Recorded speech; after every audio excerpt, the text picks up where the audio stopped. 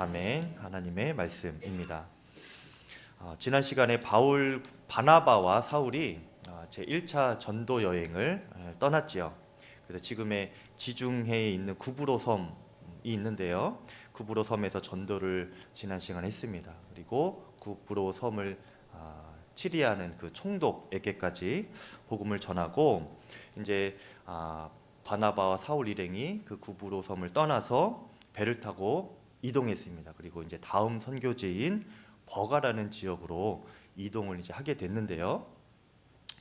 그때 그 바나바와 사울과 함께 1차 선교 여행에 동행했던 요한이라는 사람이 있었습니다. 바나바의 사촌이기도 한데 그가 이후 전도지로 이제 이동할 때에는 동참하지를 않아요. 그 구브로 섬에서 이제 버가로 갈 때는 이렇게 북서쪽이죠. 북서쪽으로 좀 올라가야 되는 건데 이 요한이라는 사람은 같이 합류하지 않고 동남쪽이죠. 동남쪽에 있는 예루살렘 쪽으로 이렇게 방향을 틀어서 혼자 예루살렘에 복귀를 합니다. 이게 갈라진 거지요. 그 이유에 대해서는 이제 성경에서 딱히 설명하는 것은 없지만 이제 권위 있는 주석 학자 한 분께서 이제 설명을 하기를 신빙성 있게 설명을 하셨는데요. 요한이 자신의 사촌 바나바하고 굉장히 친밀했는데 그 자신의 사촌인 바나바의 지위가요, 이 선교를 시작할 때만 해도 사울보다는 이렇게 높았습니다. 그래서 바나바와 사울 이렇게 선교 여행을 떠나게 되었는데 이게 선교를 하다 보니까 어느 순간부터인가 이 사울의 지위가 더 이렇게 높아지는 거예요. 그것에 대해서 불만을 느껴서 이 요한이 이탈을 했다. 이런 설명이 있습니다. 근데 이것이 신빙성 있는 설명이겠다 생각이 드는 것이 성경에서도요, 이 구브로 섬 선교 이전까지는 바나바와 사울이 선교했다 이렇게 표현을 하거든요. 그런데 이 구브로 섬 선교 이후부터는 어떻게 표현을 하는가? 사울과 그 동행하는 사람, 바울과 동행하는 사람 이렇게 표현을 해요. 그러니까 바울과 바나바 이렇게 순서가 바뀌는 겁니다. 성경에서 이름의 순서도 다 의미가 있는 것이거든요. 이전에는 바나바와 사울이었다면 이후부터는 사울과 바나바, 바울과 바나바 이렇게 된 거예요. 그들의 위치가 바뀌었다는 것이죠. 중심이 바울 쪽으로 갔다는 것이지요. 이 서열에 바뀌는 것을 요한이 사촌으로서 보기가 어려웠다는 겁니다. 이런 마음을 시기심이라고 하지요. 선한목자교회 섬기고 계신 김다희 목사님께서 첫 번째 책을 쓰셨는데 영혼을 위한 싸움이라는 책입니다. 거기에 7가지 죄에 대해서 언급을 하는데요. 그 중에 시기의 죄 파트가 있어요. 거기 여러분 다 읽어보시면 너무나 좋겠는데요. 거기서 시기심에 대해서 이렇게 정의를 했습니다. 시기심이 어떤 마음이냐? 자신이 있어야 할 자리에 다른 누군가가 있는 것을 보지 못하는 마음. 이것이 바로 시기심이라는 거예요. 그러면서 이 시기심에 대한 그런 예화 하나를 소개했는데요. 크랩 멘탈리티라는 예화입니다. 크랩이 개지요, 개. 개들이 양동이에 이렇게 놓으면은 양동이 안에 있는 개들이 어떻게든지 빠져나가려고 하지 않습니까? 그런데 빠져나가려고 하면은 밑에 있는 개가 그 위에 있는 개를 이렇게 집게로 잡아서 끌어내린다는 거예요. 자기가 올라가려고 하고 이렇게 그게 계속 반복이 된다는 겁니다. 아무도 못 올라갔죠. 그래서 이게 크랩 멘탈리티라는 거예요.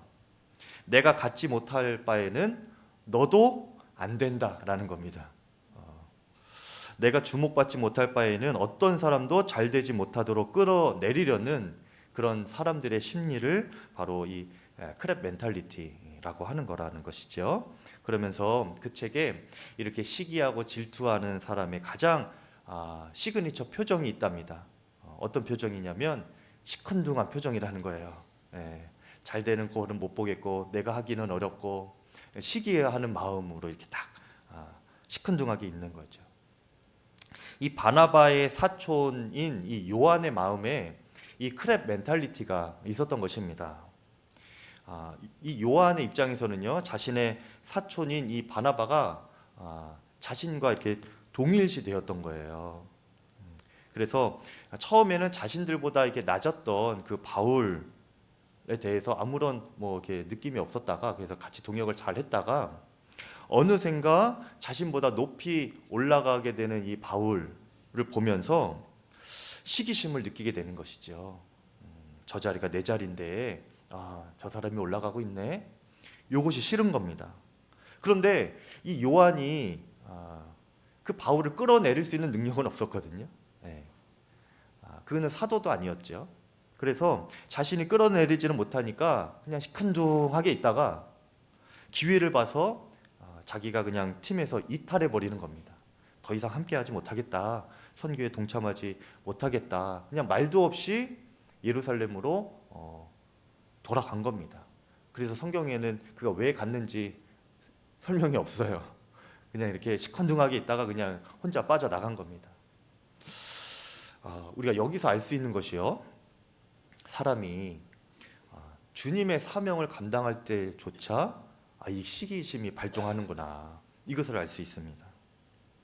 근데 이 요한뿐만 아니라, 오늘 본문에 나오는 요한뿐만 아니라 교회 역사를 보면 이 시기심으로 인하여서 주께서 기뻐하시는 그런 사역들, 또 주신 사명들을 함께 감당하지 못하고 또 그 부흥의 때를 함께 동참하지 못하는 이들이 있었다는 것을 우리가 볼 수 있어요. 18세기에 미국에 대부흥이 있었는데 조지 휘필드라는 그런 설교자와 또 강력한 말씀으로 그 부흥을 함께 이끌었던 조나단 에드워즈라는 목사님이 계십니다.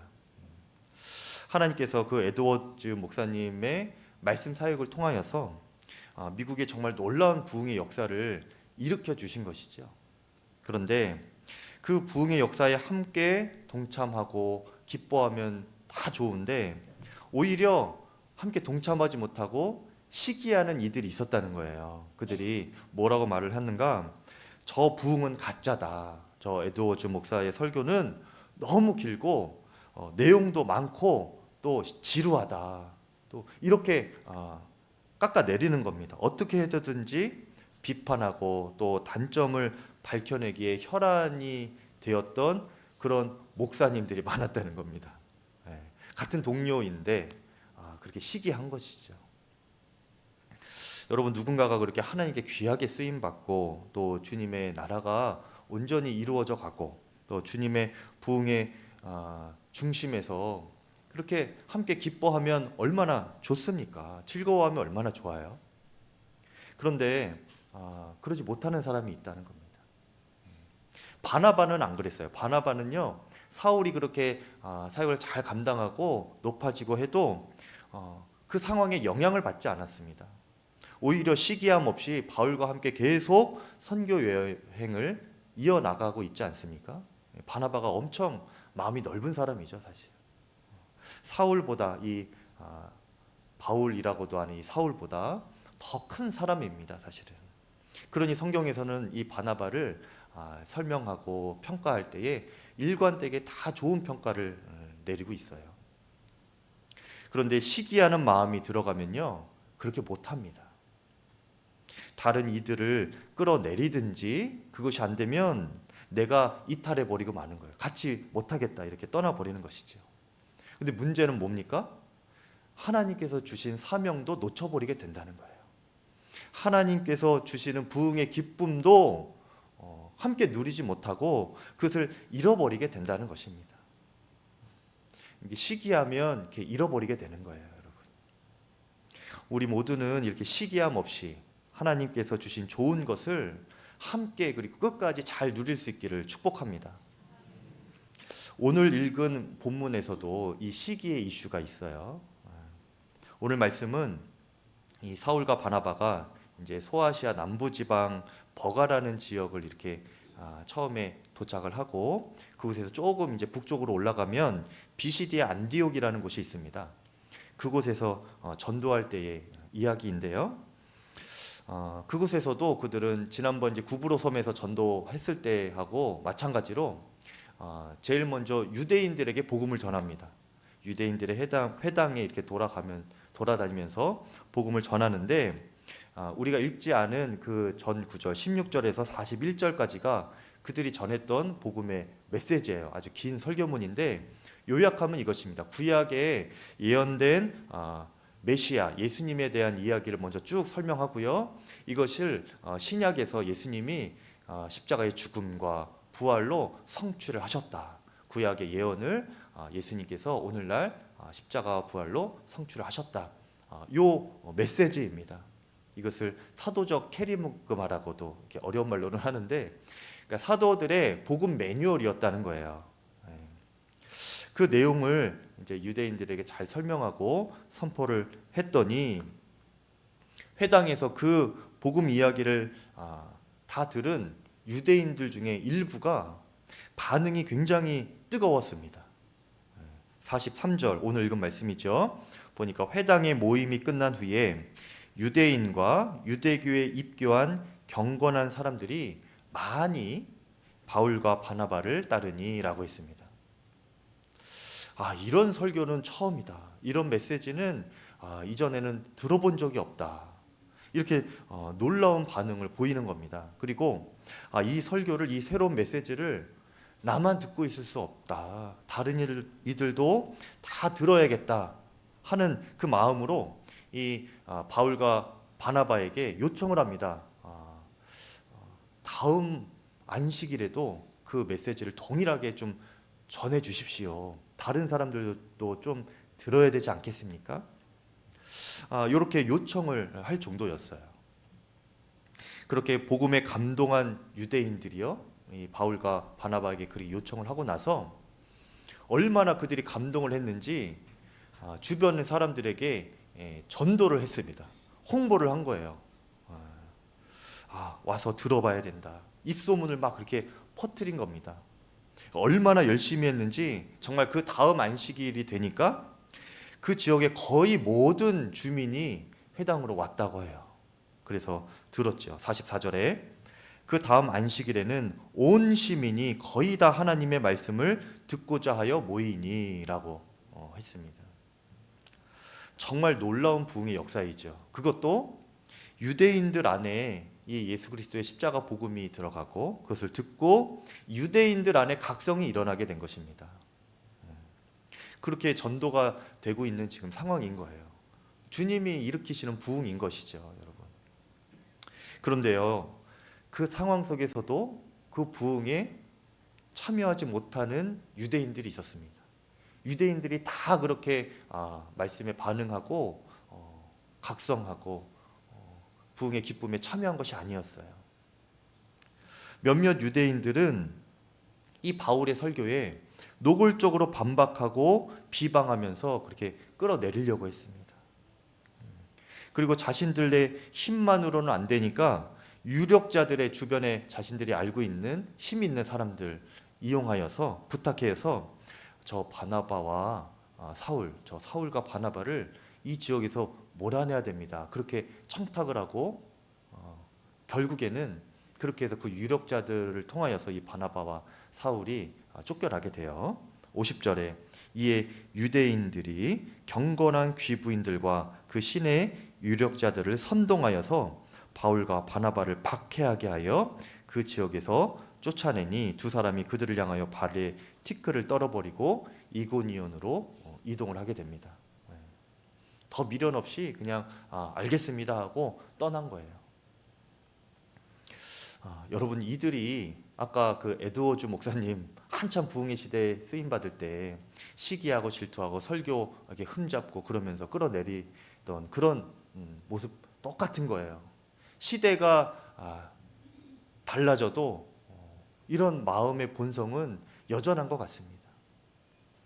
함께 복음으로 구원받고 부흥의 때를 맞이하면 이 유대인들이 얼마나 좋습니까? 함께 기뻐하면 얼마나 좋은 거예요. 하나님께서 그들에게 주신 선물 아닙니까, 여러분? 특히 이 바울과 바나바가요, 어디에 가든지 이 구원의 기쁜 선물, 이 기쁜 소식을 가장 먼저 알린 사람이 바로 이 유대인들이었어요. 이들은 어찌 보면 특권을 가진 사람들입니다. 그렇죠? 복음을 제일 먼저 듣게 되는 사람들이었던 거예요. 그런데 그 귀한 선물, 너무도 이 좋은 소식을 외면한 거죠. 듣고 믿기만 하면 보장된 그 구원, 또 구원의 기쁨, 놀라운 천국의 삶이 그들에게 이미 보장되어 있는 것인데, 그래서 그것을 가장 먼저 그들에게 준 것인데 이것을 그들은 거부한 것입니다. 외면하고 걷어차 버렸어요. 그 이유가 무엇입니까? 45절 우리 함께 읽어볼까요? 45절 시작. 유대인들이 그 무리를 보고 시기가 가득하여 바울이 말한 것을 반박하고 비방하거늘. 왜 그랬다고 했습니까? 시기가 가득해서, 시기심 때문에 그런 거예요. 여러분, 시기하는 마음이 이렇게 불행한 것입니다. 우리에게 보장된 가장 좋은 것들을 잃어버리게 만드는 것이 바로 이 시기인 거예요. 시기심. 여러분, 우리에게 가장 좋은 것이 뭡니까? 복음이죠. 하나님의 구원입니다. 그런데 이것은요, 모든 사람들에게 하나님께서 다 주신 거예요. 유대인이나 헬라인이나 다른 이방인 모든 족속에게 차별 없이 주신 것이 이 복음입니다, 여러분. 모든 사람에게 구원의 은혜를 주셨고, 구원의 문은 모든 사람에게 다 열려 있는 겁니다. 누구나 받을 수 있고 마땅히 받아야 하는 거예요. 그런데 유대인들은 이 시기함 때문에 그 일생일대의 가장 큰 복, 가장 큰 구원의 선물을 잃어버리게 된 것이죠. 감사한 것은 우리 중에는 그렇게 유대인들처럼 시기함으로 구원의 큰 복을 잃어버린 자들이 없다는 것입니다. 여러분, 너무나 감사하고 얼마나 기쁜 일인지 몰라요. 그런데 여러분, 그럼에도 불구하고 우리가 시기하지 말아야 합니다. 구원받은 이후에도요, 우리에게 하나님께서 허락하신 하늘의 신령한 은혜와 복, 말할 수 없는 축복들이 많이 있어요, 여러분. 보장된 복들이 있습니다. 은혜들이 있어요. 그런데 이것을 마땅히 받을 수 있는 것인데 받지 못하고 잃어버리게 만드는 것이 바로 시기심이기 때문입니다. 갈라디아서 5장 19절에서 21절을 보면요, 사람이 하나님 나라를 상속받지 못하는 육체의 행실 중에 이 시기의 죄가 있습니다.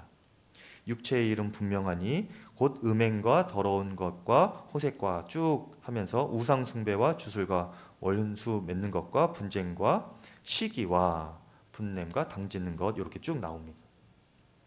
이런 일을 하는 자들은 하나님의 나라를 유업으로 받지 못할 것이요 라고 했어요. 여러분, 시기를 하면 우리가 구원받은 이후에 마땅히 누릴 수 있는 하나님 나라의 유업, 또 천국의 삶, 천국의 기쁨들을 누리지 못하고 잃어버리게 된다는 것입니다. 시기라는 말이 영어로 envy인데요, 이게 라틴어 인비디아에서 나온 말이래요. 인비디아는 무슨 뜻인가 하면은 자세히 보다라는 뜻이라고 합니다. 자세히 보다. 그런데 이것이 좋은 의미의 자세히 보다가 아니고, 이 시기를 하게 되면 그 대상만 계속 주목하게 된다는 거예요. 그냥 말 옆에 이렇게 눈 가리개를 해서 앞만 보듯이 시기를 하게 되면 그게 시야가 좁아지는 겁니다. 그리고 계속 그 시기의 대상 그만 주목하게 되고, 아무것도 아닌 그 하나에 집착하느라고 그 주변에 자신이 누릴 수 있고 이미 주신 그것들을 보지 못하게 된다는 거예요. 그것이 시기심이라는 것입니다. 예를 들면 사무엘상 18절에 보면 사울 왕과 다윗의 이야기가 나오죠. 다윗이 이 골리앗을 물리치고 블레셋 전투에서 승리를 하고 사울 왕과 함께 성 안으로 같이 입성을 하게 됩니다. 그때 여인들 사이에서 유행어가 하나 만들어지게 되는데 무엇인가? 사울이 죽인 자는 천천히요, 다윗은 만만히로다. 이런 노래를 이렇게 부르게 돼요. 사울 왕이 그 노래를 듣고 성경에 보니까 마음이 심히 불쾌하고 화가 났다고 했어요. 분이 났다고 했습니다.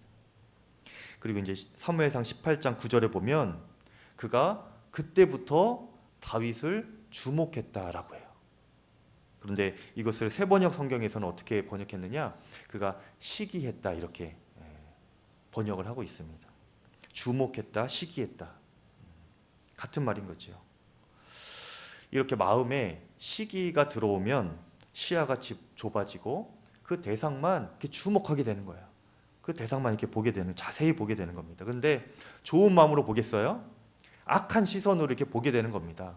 그래서 그 이후부터 사울이 어떻게 했어요? 다윗을 이렇게 주목하면서 저 다윗을 어떻게 죽일까? 그 계획만 세운 겁니다.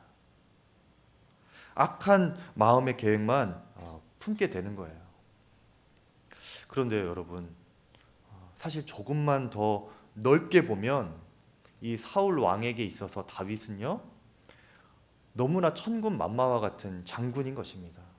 여러분, 다 앞장서지 못할 때, 다 골리앗 앞에서 벌벌 떨고 있을 때, 아니 앞장서서 만군의 여호와의 이름으로 골리앗을 물매로 때려 눕힌 자가 이 다윗 아닙니까? 얼마나 용맹한 장수예요. 사울이 만약에 이 천군만마 같은 이 다윗을 부하로 계속 데리고 다니면서 자신의 왕으로서 나라를 잘 치리하고 또 하나님께 이전에 자기가 불순종했던 것 돌아보고 회개하고 그렇게 관계를 회복하면 이 사울의 삶이 너무나 복된 삶이 되는 건 아닙니까? 그렇죠. 사울이 마지막에 죽은 이유는요, 하나님께 회개하지 않고 돌이키지 않아서예요. 그런데 사울은 그럴 겨를도 없어요. 오직 뭡니까? 다윗 어떻게 죽일까? 다윗 어떻게 죽일까? 이것만 계획하고 계속 평생 그렇게 다윗만 따라다닌 겁니다. 너무나 안타까운 일인 것이죠. 이 시기라는 것이 이렇게 좋은 것을 우리가 마땅히 얻을 수 있는 정말 풍성하고 이 좋은 것을 잃어버리게 만듭니다. 여러분, 우리가 시기하지 않기를 바랍니다.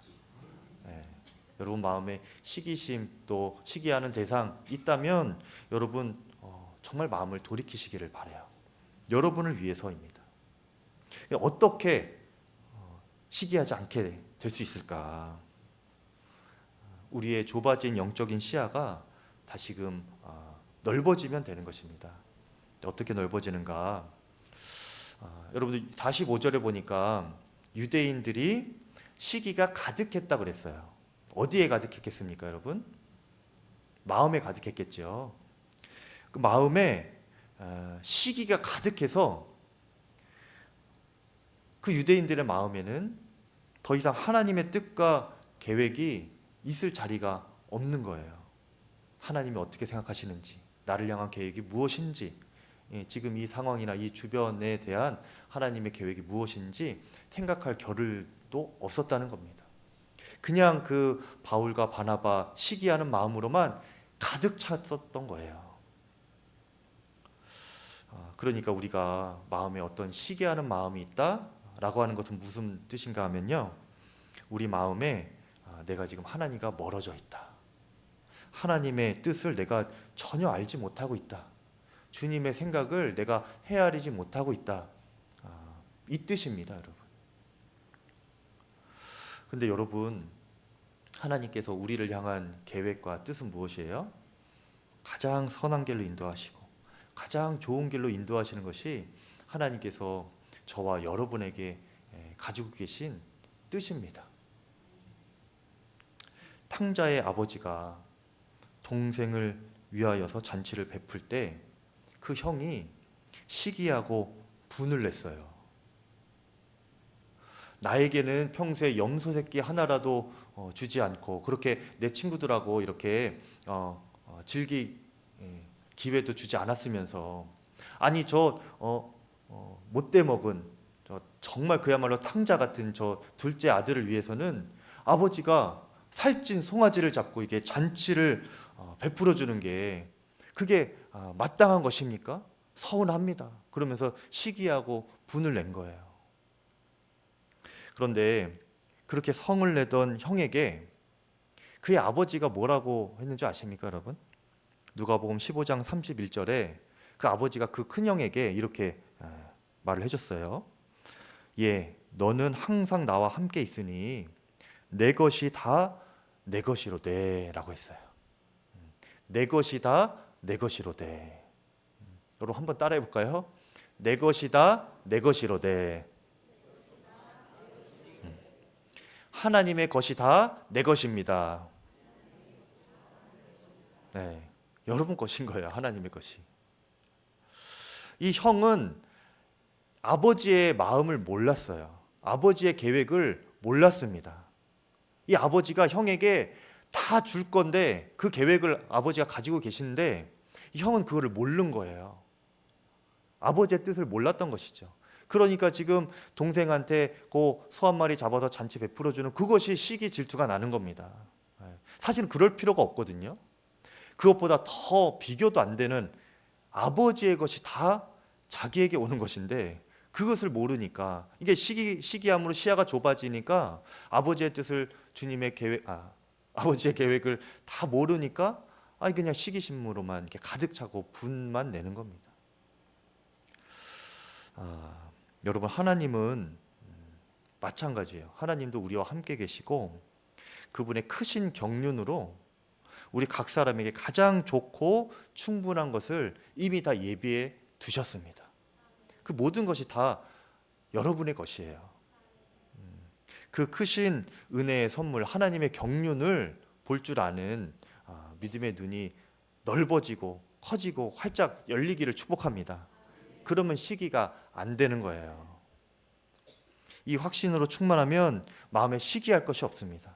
누가 나보다 잘 되면은요 오히려 축복해 줄 수 있게 되는 거예요. 왜 그래요? 누가 나보다 이렇게 잘 돼요. 뭐 좋은 것을 얻었어요. 뭐 이렇게 더 높여졌어요. 그러면은 이렇게 말하게 되는 겁니다. 당신도 받았군요. 나도 받았는데 당신도 받았군요. 당신도 잘 되었군요. 하나님께서 나도 잘 되게 해주실 것인데 당신이 먼저 그렇게 잘 되었군요. 나중에 저 잘 될 때도 당신이 축복해 주시길 바랍니다. 이렇게 되는 거예요. 그냥 잘 된 사람 잡아 끌어내리고 다 못 가져. 나 안 되면 당신도 안 돼. 이런 게 아니고요. 당신 잘 됐군요. 축하합니다. 축복합니다. 나도 받았어요. 나도 받을 거예요. 나도 잘 될 거예요. 이렇게 되는 겁니다. 이것이 어떤 사람에게 그렇게 돼요? 하나님의 크신 경륜을 깨달은 사람. 아버지의 것이 다 내 것이라고 정말 확신하며 믿는 사람, 그 확신에 충만한 사람이 이렇게 고백할 수가 있는 것입니다. 여러분, 이제 시기함이 우리의 마음에서 다 떠나가게 된 줄 믿습니다.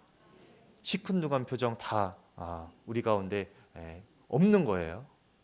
밝고 기쁘고 축복해주는 그런 복된 성도의 삶, 하나님 아버지의 자녀된 삶이 우리 모두에게 일어나기를 간절히 축복합니다.